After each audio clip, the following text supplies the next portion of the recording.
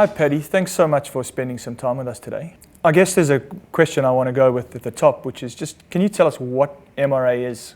If we go back in time to the point when Sewells moved from a training company traditionally into the consulting arena, we spent a lot of time working in the business development group area, share best practices, look at one another's numbers, and generally to bed down some action plans. We would then meet 4 or 5 months later, sum up the action plans, and talk about these things. But we never ever had a basis for helping dealers to make decisions.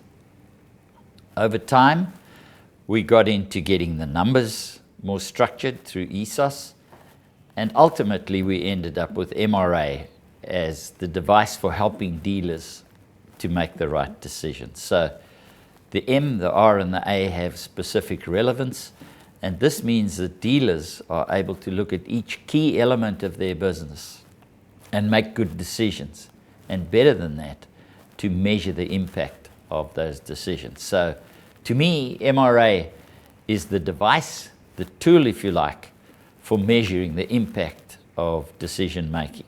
It helps with strategy, in other words, and it's taken us to a whole new level. And the second question I have is, given that it's so strategic, how are dealers embracing it? There really are two levels. If we look first of all at a performance group environment, here the dealers have choice. So some of them will take it, will implement in the workplace, and when one gathers at a subsequent occasion, we find that some do and some don't use it for the betterment of their business. On a more formalized basis, and if we use the ADM program as an example, it's internalized, it's inculcated into the training.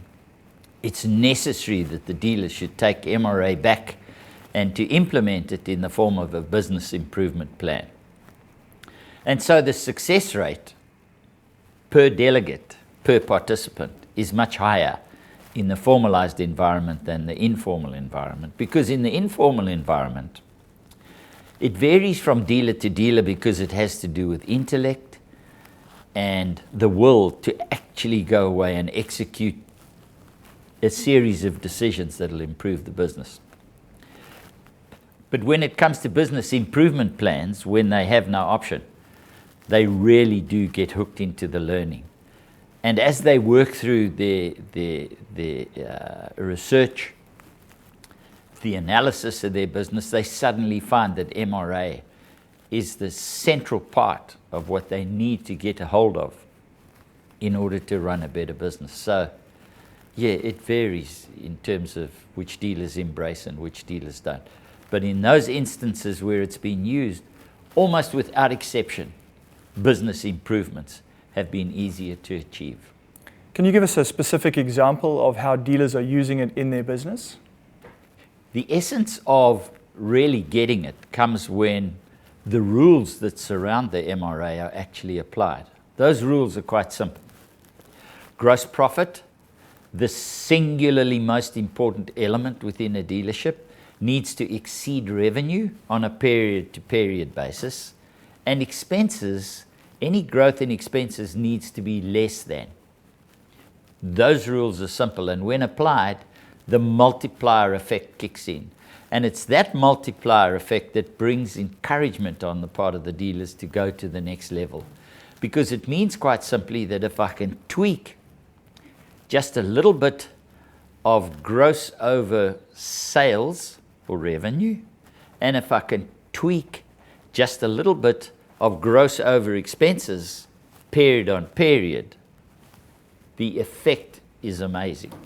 So for example, a 5% improvement on the gross growth over the sales growth and a 5% improvement on the gross growth over the expense growth could conceivably turn into a 50% improvement on the bottom line. And when dealers use this, it just makes all the difference.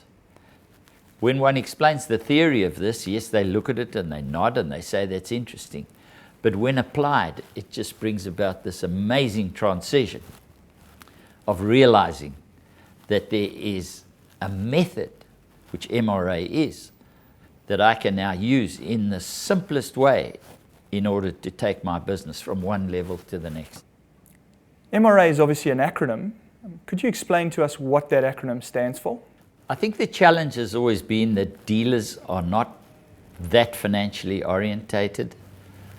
We've had our own challenges trying to teach dealers over time to understand financial numbers and so on, and MRA has simplified that. The acronym starts with gross profit percentage, which is probably singularly the most important thing for a dealer to understand, really represents his business mix.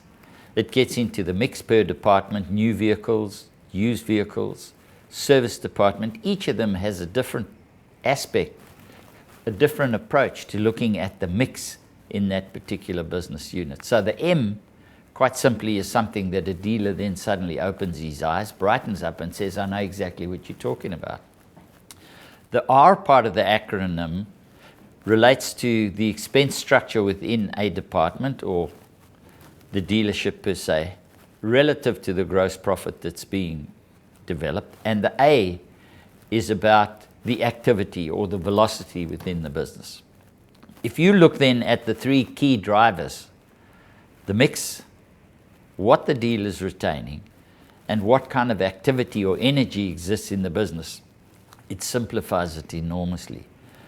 Dealers, when they use MRA, suddenly understand numbers because it brings meaning to the numbers. And it's those three labels which make it happen. It makes so much sense to a dealer.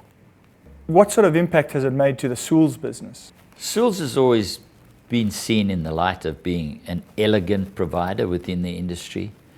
I think where most of the vendors who deliver services in our industry, they're delivering something without measuring it. Our very credo, our mission, includes at the core measurability. And what MRA does is to provide some sort of traction to that measurability. It has made an enormous difference because huge groups, dealer groups, massive groups of 100 dealerships in various parts of the world have put this method into practice, and it's the end impact on dealer profitability that is looked at, dealer returns. And it's one thing looking at those returns, but it's another thing having the drivers that impact on that return. So it's shifted dealers away from looking at the end outcome to looking at the drivers that actually cause that outcome to improve. So it's made a fantastic difference to Sewells and what Sewells provides in the marketplace.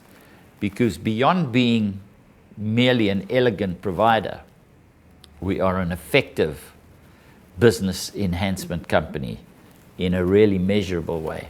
And that's what we stand for in the sincerest way. Paddy, thanks so much for your insights. That's really great.